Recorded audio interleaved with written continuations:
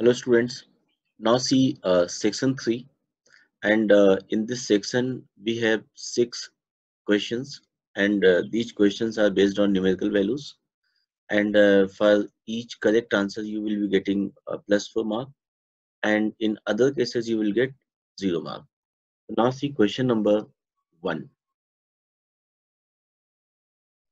Let m be minimum value of log of base 3, 3 to the power y1 plus 3 to the power y2 plus 3 to the power y3, where y1, y2, y3 are real numbers for which y1 plus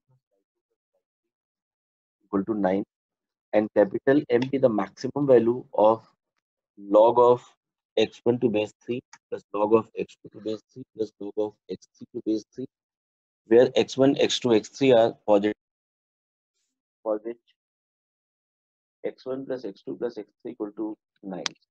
Then find the value of log of m cube to base 2 plus log of capital M square to base 3. So this is very simple question, and in fact after a long time IT had given question based on logarithm. So in this question we have to use AMGM.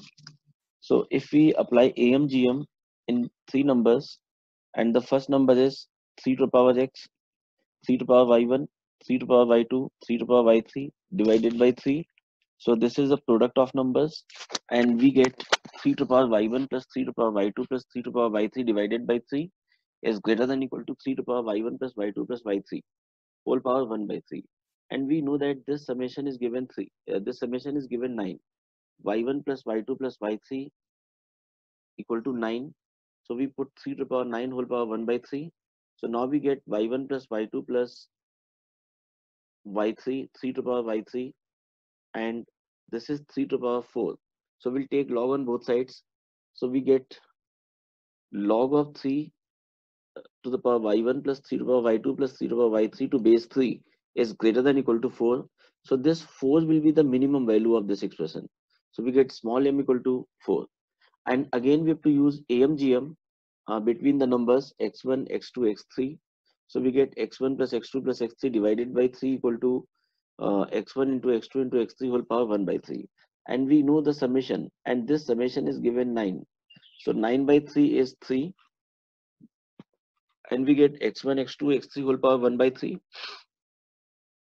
So now here I am getting 3 must be greater than log of x1 to base 3, log of x2 to base 3 plus log of x3 to base 3.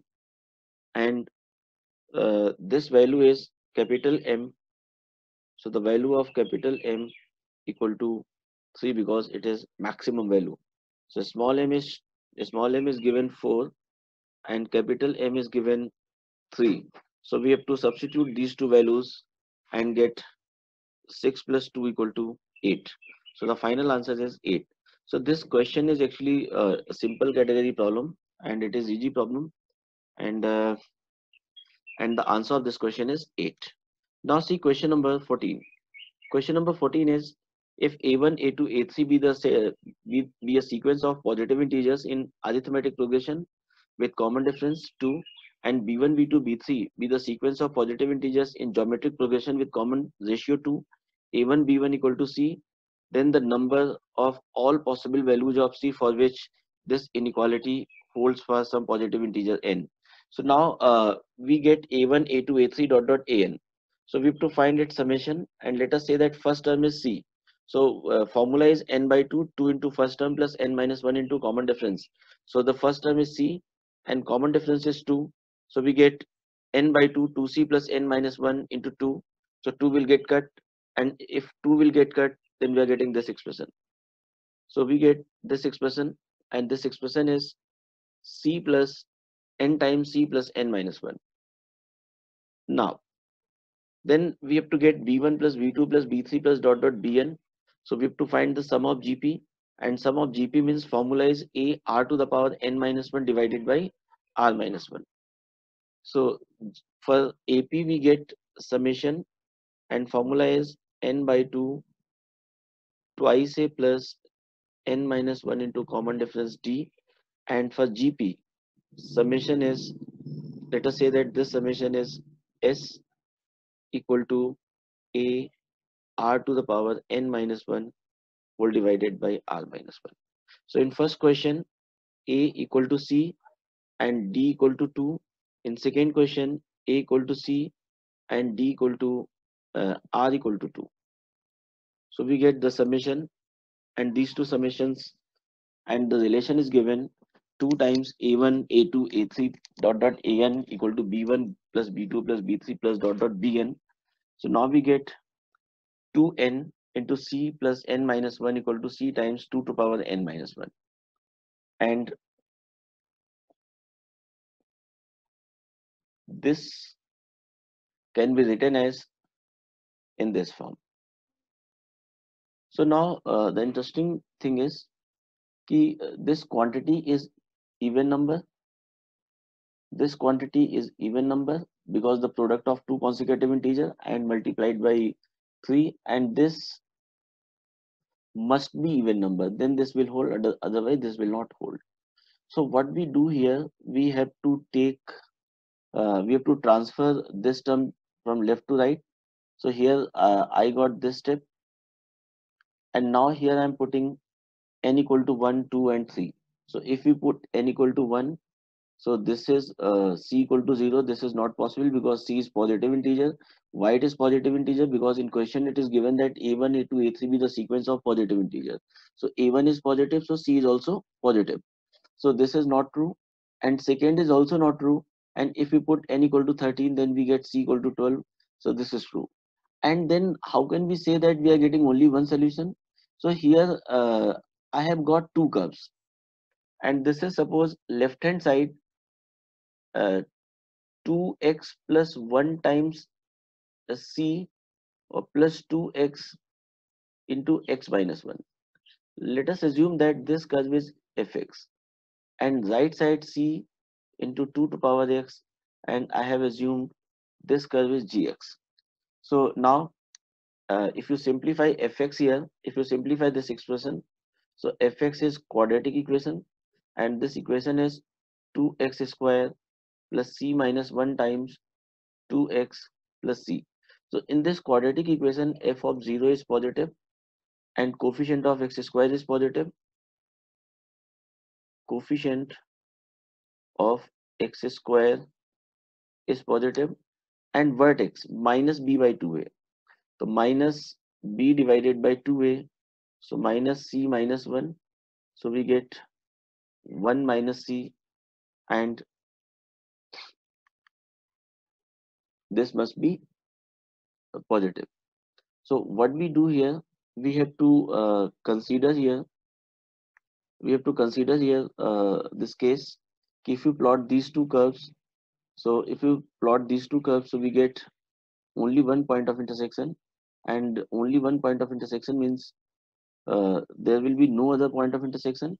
So therefore n equal to 3, if you put n equal to 3, so that will be the sufficiently to say that we are getting only one solution and other solution will not occur.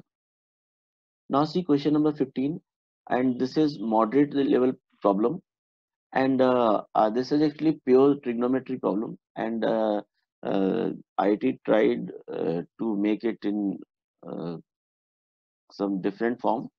So question is given, f such that closed interval 0 to 2 to r be a function defined by this, and alpha beta belongs to closed interval 0 to 2, and x belongs to closed interval 0 to 2, fx greater than equal to 0, and this is equal to closed interval alpha to beta, then find the value of beta minus alpha. So in this question I have taken this part.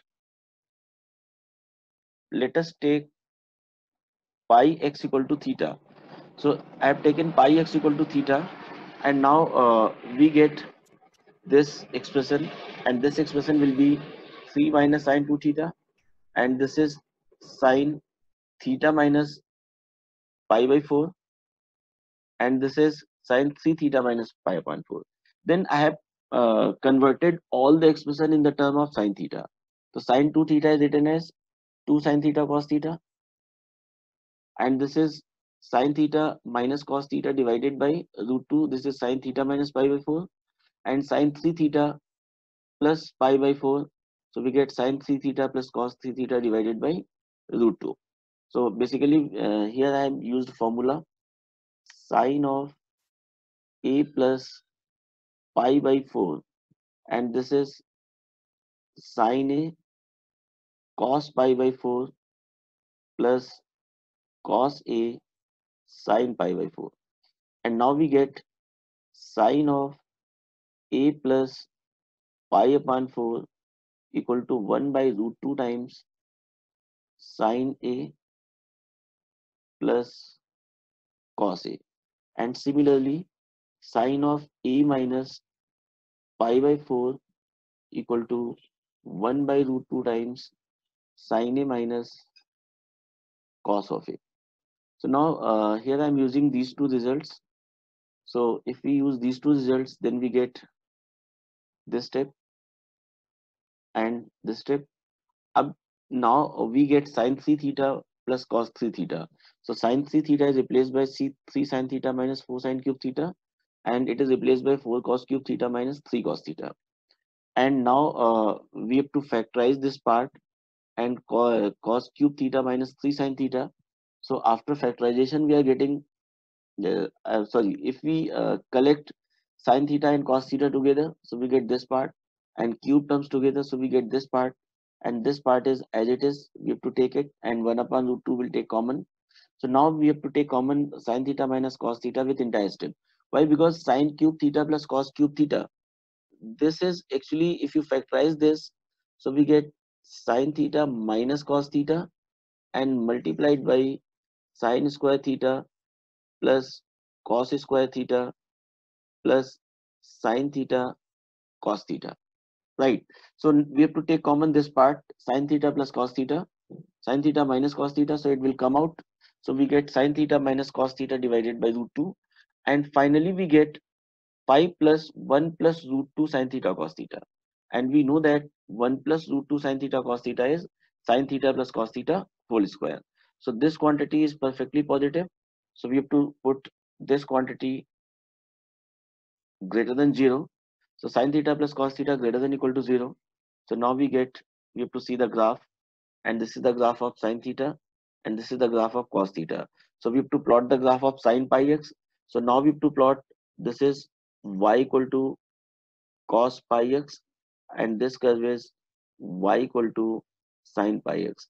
So we are observing that this part of the curve, sine curve, is greater than cos curve. So interval is 1 by 4 to 5 pi upon 4. So we get beta minus alpha is 1. So now answer of this question is 1. So this is actually a little bit calculated problem. So I have put this problem in moderate category, right? Now next question number 16, and 16 question is given in a triangle PQR, let A QR vector, B equal to PR vector, and C equal to PQ vector, and modulus of A equal to 3, modulus of B equal to 4. So this is very simple question, and here we used Lagrange's identity for solving it. So first I have to make this triangle, and this triangle is PQR, not ABC. This triangle is given, and this triangle is, it is P, and this is Q, and this is R. It is triangle PQR. So opposite to P, we are getting QR vector A, and RP vector B, and PQ vector C. So all three vectors are acting along the triangle. So now we get sum of all three vectors equal to 0.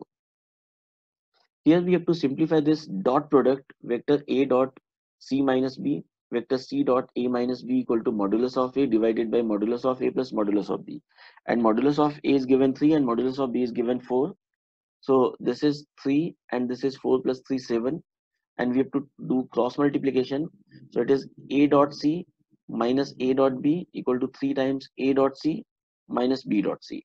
So we have to collect A dot B together, and now we get 4 times A dot C minus 7 times A dot B equal to minus 3 times B dot C. So now we get 4 times A dot C plus 3 times B dot C equal to 7 times A dot B. So in this question, we have to determine A cross B whole square. So that means in this data, because this is given dot product, so in this data, and let us say that this is equation number 1. So from equation number 1, we can observe that we can determine A dot B. So if we get A dot B, then we can use this Lagrange's identity, and the identity is modulus A cross B whole square equal to modulus A whole square modulus B whole square and A dot B whole square. So we get the answer. So basically our objective is we have to determine, anyhow we have to determine A dot B. So what I did here, we have to eliminate C. So now we are putting C equal to minus A minus B vector, and this C equal to minus A minus B vector. So here we get this vector and this vector and simplified it, and finally we get vector A dot B equal to minus 6. So vector A dot B equal to minus 6, and here I am putting A dot B, and we get minus 6 whole square. So 9 into 16 minus 6 whole square. So the answer is 108, and this is 108. Correct? Now see question number 17. And this is conceptual problem. We can say that this is conceptual problem. Conceptual problem. In this question, it is given that for a polynomial gx with real coefficients, let m of g denote the number of distinct real roots of gx. And suppose S be the set of polynomials with real coefficients defined by S equal to x square minus 1 whole square, a naught plus a1x plus a2x square plus a3x cube, a naught a1 a2 a3 belongs to R. For a polynomial f, let f dash and f double dash denote the first and second derivatives. Then the minimum value of m of f dash plus m of f double dash, where f belongs to S. So in this question, if we observe that we are getting fourth degree equation, and this is seventh degree equation. This is third degree equation. So the overall degree is odd, right? So let us assume that this third degree equation, let us take this is giving the least degree, and let us assume that this is giving roots like x minus alpha whole cube. This is the possibility for minimum roots. So we are getting odd power. So at 1 we are getting repeated root. At minus 1 we are getting repeated root. So for odd power, it depends upon the nature of highest degree term, this term.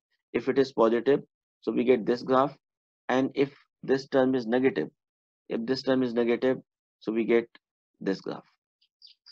But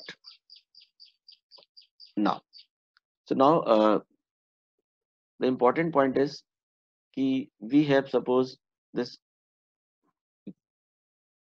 polynomial, and this polynomial is, let us say that f of x, and f of x equal to x minus 1 whole square, x plus 1 whole square into, suppose, x minus alpha whole cube. We are getting uh, 3 roots. The total roots will be 7. So if you see the graph of this polynomial, so graph of polynomial will be like this. Let us say this is alpha, this is minus 1 and 1. You can take any situation of alpha, you'll get the same number of roots. So I am taking alpha here. The graph will be defined like this.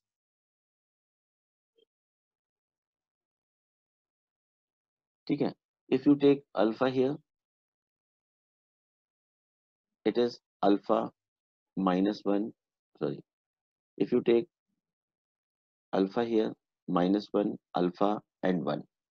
So graph will be like this.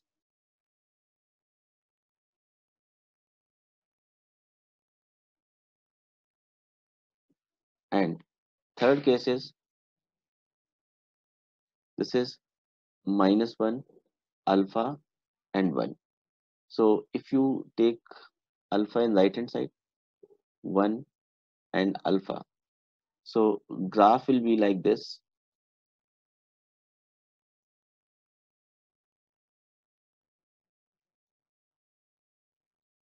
So here in all three cases I have taken coefficient of x is positive, right?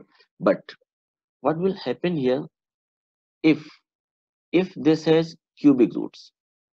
Suppose if we put a naught equal to 1 and a1 equal to a2 equal to a3 equal to 0. So if we put a naught equal to 1 and a1, a2, a3 equal to 0, then we are also getting a polynomial, and this polynomial is fx, and f of x equal to a naught times x minus 1 whole square and x plus 1 whole square, because question is saying minimum number of roots. In this case we are getting 5 roots, 2 repeated 1, 2 repeated minus 1, and 1 is alpha. Yeah, we are getting 7 roots, 3 root alpha. So but if you see this graph, so in this case we get the graph, and the graph of function repeats, repeated root minus 1 and 1. So now we get, suppose we have to get this graph.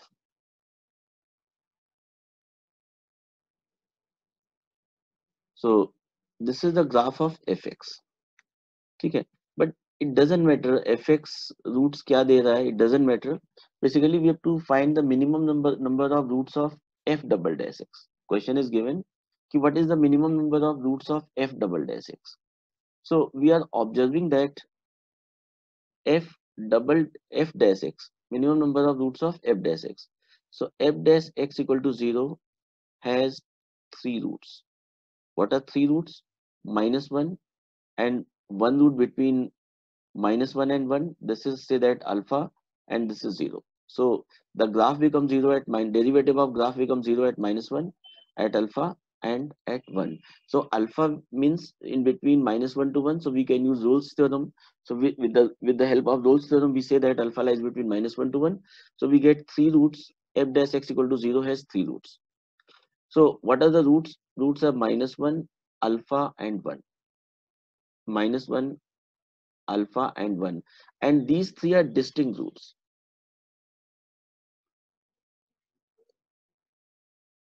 Distinct roots. So if f dash x equal to 0 has 3 distinct roots, so its derivative equal to 0 has 2 roots, 2 distinct roots. So we can prove that it has 2 distinct roots, 2 minimum number of distinct roots with the help of Rolle's theorem. So one root will lie between minus 1 to alpha, and second root will lie between alpha to 1. तो इस पर एक root हमें मिलेगा C1 और इस पर एक रूट मिलेगा C2. So this has 2 roots. So we get m of f dash equal to 3, and m of f double dash will be 2. So m f dash plus m of f double dash equal to 5, and this is the answer. So this is not possible because these three cases are giving more possibilities of roots, and in question it is given that only minimum number of roots. So the answer of this question is this case is not possible. This case is not possible. This case is not possible. So we have to choose only this case, and we are getting total 5 roots. Right? Now, next question. And this is limit problem, and this is very simple question. Very simple question. And question is given, let E denote the base of natural logarithm and the value of real number A for which the right hand limit is equal to non-zero real number. So we have to put 1 minus x to the power 1 by x equal to e to the power this. How we can put this quantity? Because we know that with the help of logarithm, we know that a to the power log of b to base a, and this is actually b. So e to the power 1 plus 1 minus x whole power 1 by x, let us take this is b. So this can be written as e to the power log of 1 minus x whole power 1 by x to base e. But here we get advantage. Advantage is 1 by x will come to this side and we get 1 by x log of 1 minus x to base e. So now here I have taken this part and this is actually ln, and if you simplify this part, so we get uh, 1 by x will come out, so we get this term, and we have to put expansion of ln 1 minus x. So ln 1 minus x expansion is ln 1 plus x is this. This is the expansion of ln 1 plus x. So ln of 1 plus x equal to x minus x square by 2 plus x cube by 3 and so on. So we put x by minus x.